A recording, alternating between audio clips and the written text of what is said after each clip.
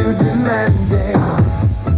Maybe I'm just like my father, too bold.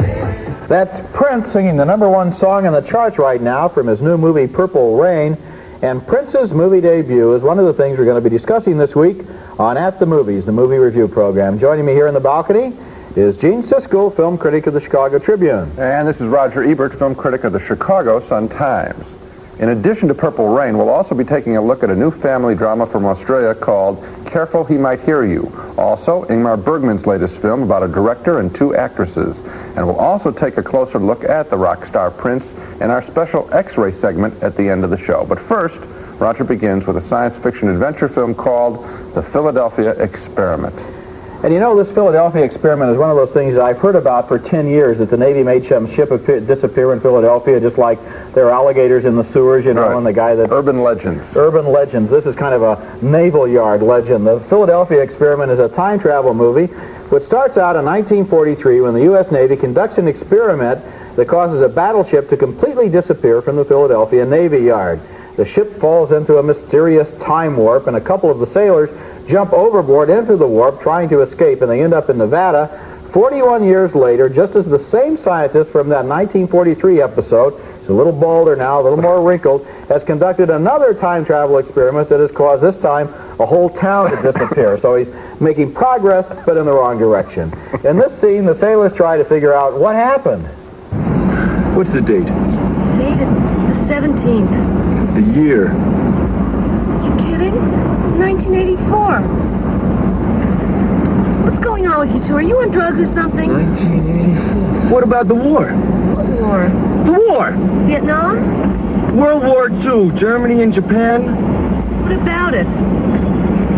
Who won? We won. What do you think? Well, that's great, but unfortunately those sailors are still connected to the past through the time warp and the radioactive molecules in their bodies. And one sailor is zapped right into thin air. Come on, let's get that in. Clear from the back door coming in. Bamboo bag coming in. Don't fuck it. Down ready.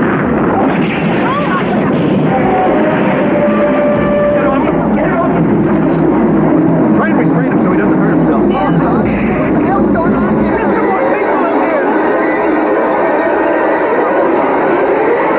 Get back, get back, get back.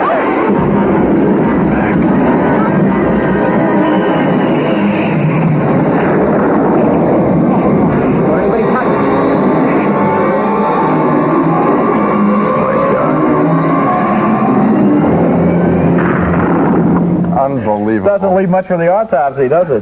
There's so much wrong with that scene. The reaction shots of those guys looking like this.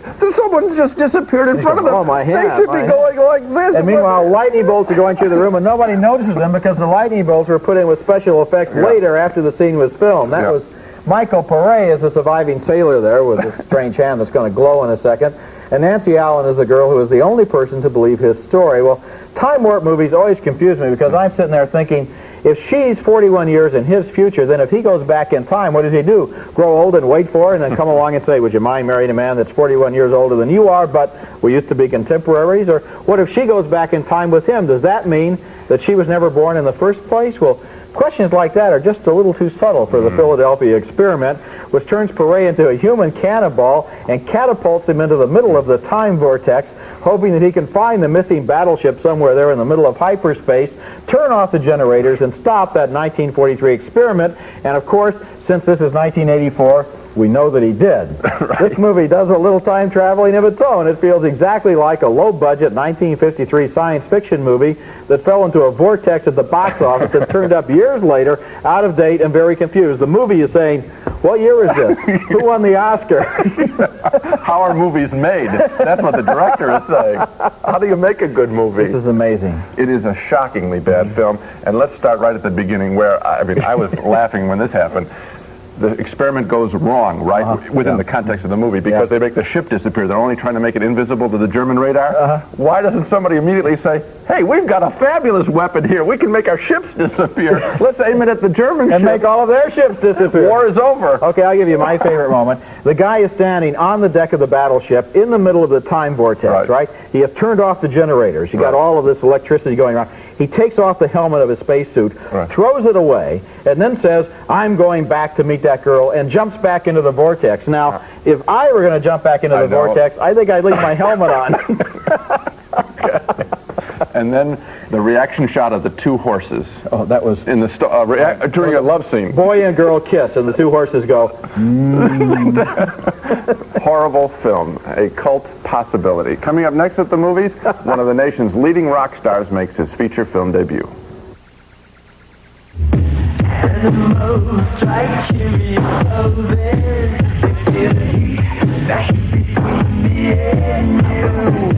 The trouble with the average bargain trash bag is that what goes in doesn't always stay in. Now this is the Glad 3-ply trash bag, the strong Glad 3-ply trash bag, made of Stress Flex plastic. So advanced, so strong, it really fights punctures because it stretches and stretches instead of breaking. The Glad 3-ply, made of Stress Flex. After all, what goes in ought to stay in. Honey, do these socks go with this shirt? Oh, static cling again. Get the only lemon freshened detergent for a clean that breaks the static barrier. Fab with full-strength fabric softener. Full-strength fabric softener plus full-strength detergent in Fab? Fabulous. No more staticky socks. I'm really clean. And feel how soft. Lemony fresh, too. Get a clean that breaks the static barrier. Oh, Fab, we're glad there's full-strength fabric softener in you. I love children. Anybody who's going to run a nursery school for 26 years and better. Lately, though, my arthritis... When plain patty cake gets to be painful, it's time for Anacin. Regular strength pain relievers stop at 650 milligrams, but Anacin gives you more medicine for temporary relief of minor arthritis pain. 800 milligrams. Arthritis isn't about to come between me and my children. Anacin. More medicine. For getting Monday's spaghetti sauce out of Wednesday's laundry, Janet Fox, you've earned your stripes. For taking that ink spot and writing it off, Barbara Ford, you've earned your stripes. And so has Clorox Pre-Wash. No pre-wash works harder to break a stain's grip on fabric and pull it out in the wash than the one that's earned the name Clorox. A name that means clean.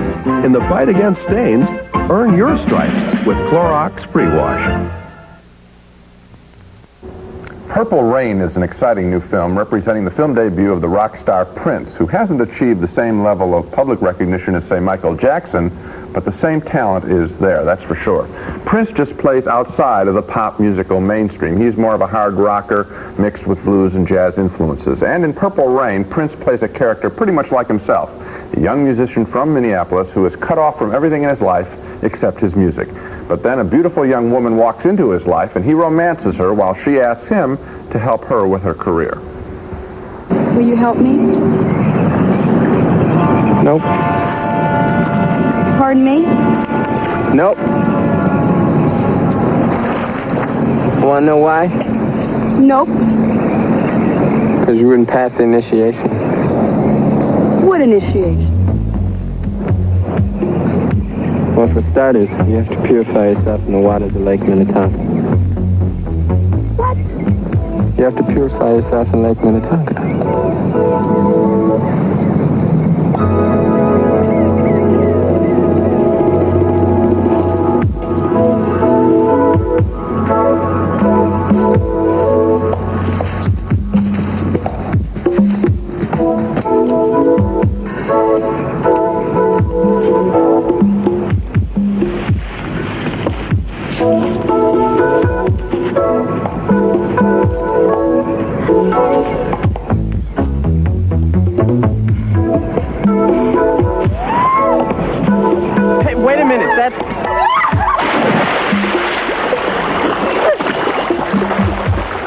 That's not Lake Minnetonka, is what he wanted to tell her. A little game being played there.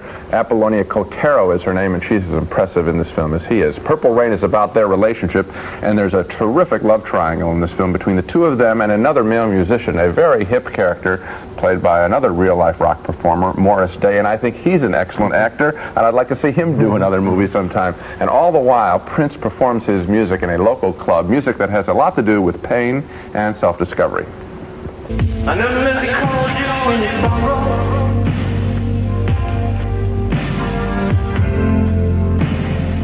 I never meant to cause you any pain.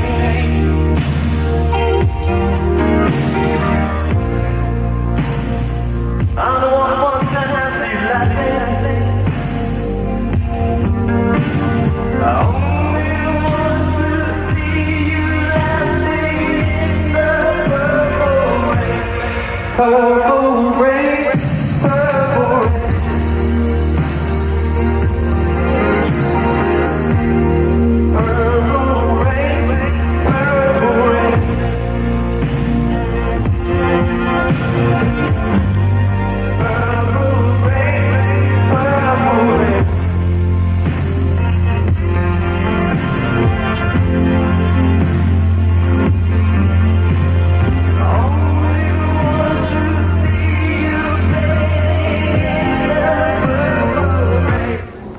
And when he works out with his guitar, you can see a lot of Jimi Hendrix in his work. And his performances don't come across as just mindless music videos in this film.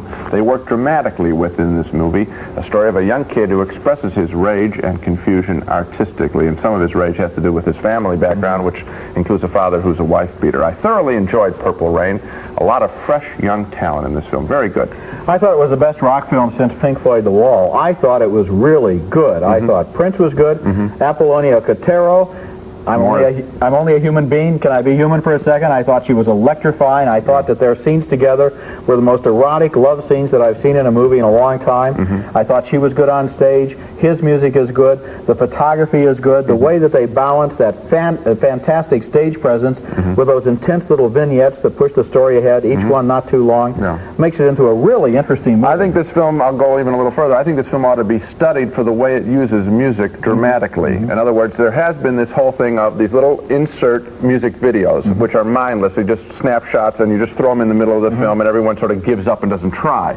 This film is very sophisticated in the way it has these. There's no dialogue. They are music videos, I suppose, by definition, but they move the story along. They're adding new information about his family background, about his little secret lair, his little hideout, the way that's introduced non-verbally. He doesn't say, "I have this little hideout, I want to take you to it." But there it is. It's done there, and it's very, very well directed. One of the best combinations I've ever seen of rock music and dramatic information. And we're going to get back to Prince and our X-ray at the end of the show. But coming up right next at the movies, a little boy is trapped between love and money.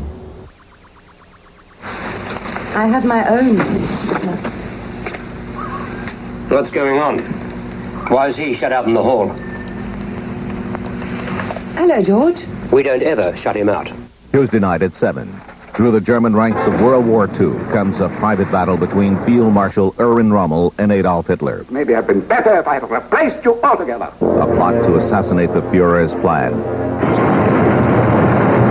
But the price for treason will be paid. Choice to die now or later. James Mason and Leo G. Carroll star in The Desert Fox, Tuesday night at 7 on Channel 9. For the baby in your life, the Baby's Room is having its annual store-wide sale up to 40% off on all cribs and accessories. Stop in the Baby's Room and choose from over 60 cribs on display, thousands in stock for immediate delivery. Lay away for as long as you like. The Baby's Room has quality and value. This beautiful Jenny Lind ensemble in a rich maple finish. Each piece just $119.95. The Baby's Room is located in Lombard, Madison, Arlington Heights, and Chicago on North Lincoln Avenue. For the baby in your life. It's delicious, it's delightful, it's DeLeo's Restaurant, where you'll choose from a never-ending array of tempting lamb, sea, and pasta entrees. How about tender rack of lamb, succulent Chateaubriand, Dover sole almondine, whole Maine lobster, or DeLeo's famous prime rib of beef? Ah, there's more. Top entertainment for your listening and dancing pleasure. For luncheon, dinner, or banquet information, call 774-6900. DeLeo's, Central at Elston. We asked for and got an additional $500,000 in finance money. It means tomorrow at Liberty Chevrolet, you can choose from over 50 new cars and trucks, all at 10.9%. Like Chevettes at just $108 a month. Now that's real value. At only $199 a month, you can choose a hot new Camaro, and that's exciting. Also get 10.9% fixed for 48 months on Cavaliers, Celebrities, Citations, trucks, even sleek Corvettes and plush van conversions. But do it tomorrow morning at Liberty Chevrolet in Downers Grove. 10.9%, we can do it. Yes, we can. Our next movie is called Careful He Might Hear You, and it's the story of a lonely little Australian boy whose mother dies in childbirth, whose father disappears to go prospecting in the gold fields, and the kid gets caught up in the middle of a tug of war between his two aunts. Now, one of the aunts truly loves him, but she doesn't think she can give him the right advantages in life, and the other aunt is rich, possessive, and domineering. The little boy loves his poor aunt, who begs him in this scene to keep a secret for her. We don't want Vanessa to know that George is out of work. Why? Because it might upset her. But if she asks... Well, we'll just say that he's working at home. But that's a fib. Well, look, he's working in the garden, so it's not really a fib. But if she asks... Well, you don't have to tell her everything. I want to ask you something, P.S. How are Lila and George? All right. Does George have a bad cold? No, he's working in the garden.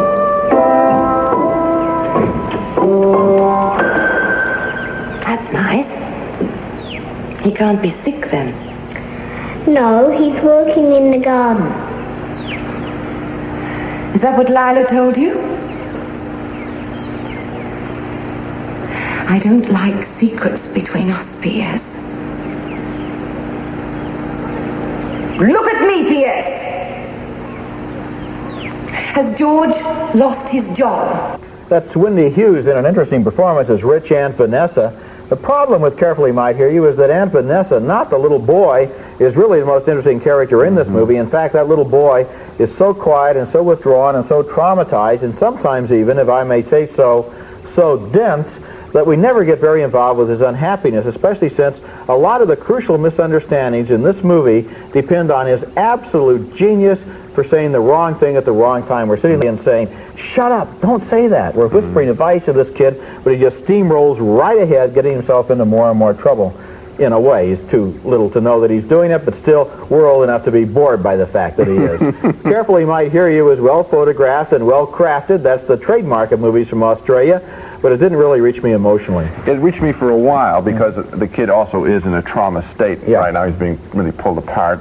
His mother's dead as well. And I did it for a while. Then it did become repetitious, and you think that that's all that is there. Then there is the one other character, Vanessa, who's interesting, and her whole sexual history is sort of an interesting element, and that's brought out, and then that's repeated. So the film really doesn't have any place to go. It starts out child trauma, woman with problems, and then it just sort of falls off the table. Well, at the end, one of the ways that it falls off the table is when it goes into court. And so the judge says to the little boy, well, come into my chambers and we'll talk. And the kid says exactly the wrong thing. And this goes back, in a way, to my old favorite, The Idiot Plot, in which the plot would be over and the movie would be over, and there wouldn't be a movie if everybody didn't act like an idiot. And in this movie, which is based on real life, in which I guess people do act like idiots, everybody does the wrong thing, and it gets real. Well, we've always said that the movie should be better edited than real life. After making Fanny and Alexander, supposedly his last feature film, Ingmar Bergman, the great Swedish filmmaker, did not retire. No, he made another movie, one we'll review right now. He made it for television, but it is being shown in movie theaters in this country. It's called After the Rehearsal, and it's the story of a world-weary theater director who is tired of his actresses constantly coming on to him sexually. He seemingly only wants to direct them. That's what he says. And yet we're not so sure about that, because I think Ingmar Bergman is poking a sharp stick also at himself and at his surrogate character, the director. After the Rehearsal is a short but tricky little film. In this scene, you'll see three women. An older actress, who the director is no longer interested in, also a 12-year-old girl, and a 23-year-old actress who also would like a relationship with the director. Gå nu, jag kommer säkert. Rakel. Rakel. Så är det alltid. Springa efter henne och ropa hennes namn. Och så lögner och fruktlösa försoningar. Och så dåligt samvete och rädsla och undertryckta förbannelser. Och så medkänsla. Allt är detsamma.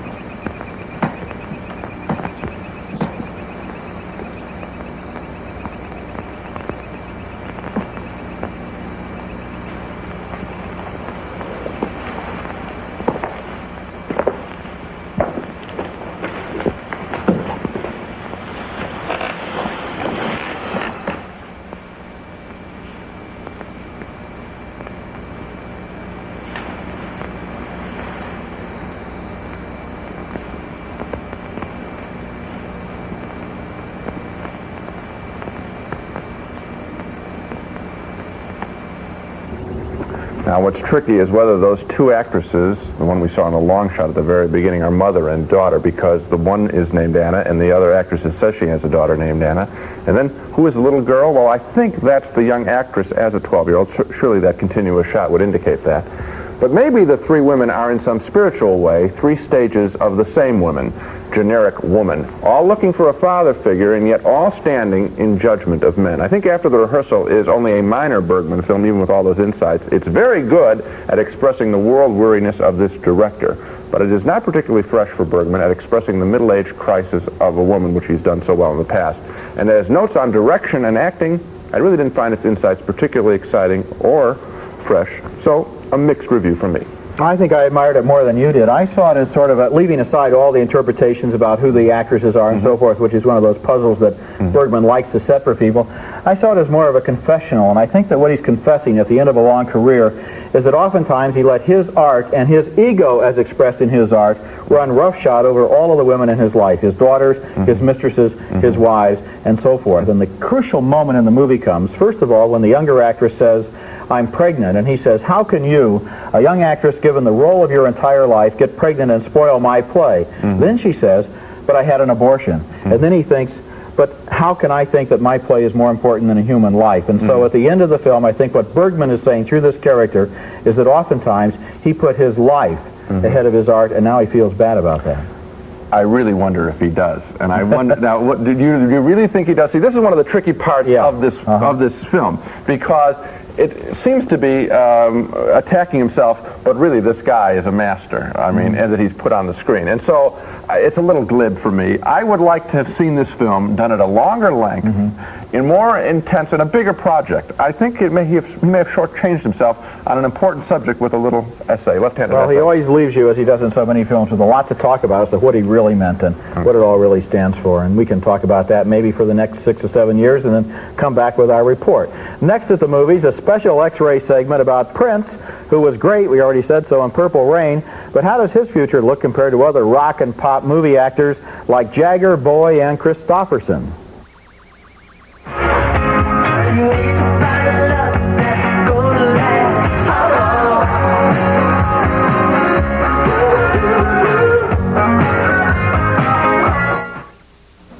Okay, what's so great about summer? It's hot, she's not. Definitely Doritos high five. Can drive, definitely Doritos. Doritos. Move fast, act fast. New speed, heartbeat, definitely. Now, right now. That's it, don't taste Doritos. So, nacho cheese Doritos brand tortilla chips. Definitely. In a world where personal service is rare, there is an airline, Jet America, that makes you feel at home when you're flying to the West Coast. With comfortable surroundings, friendly, helpful people, low fares and convenient schedules to Los Angeles or Oakland. Fly home, fly Jet America, and discover how nice a little attention can be.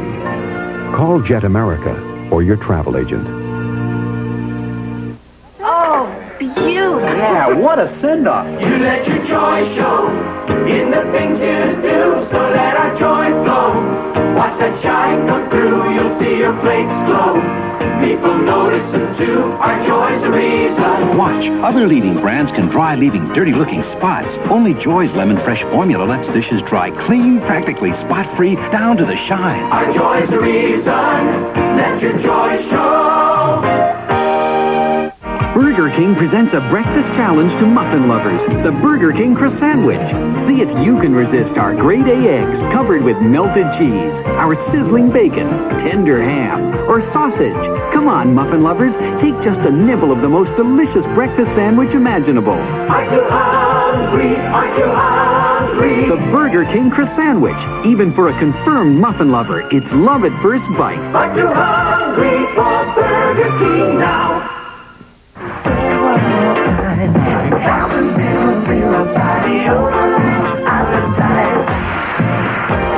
Today's X-ray subject, Prince.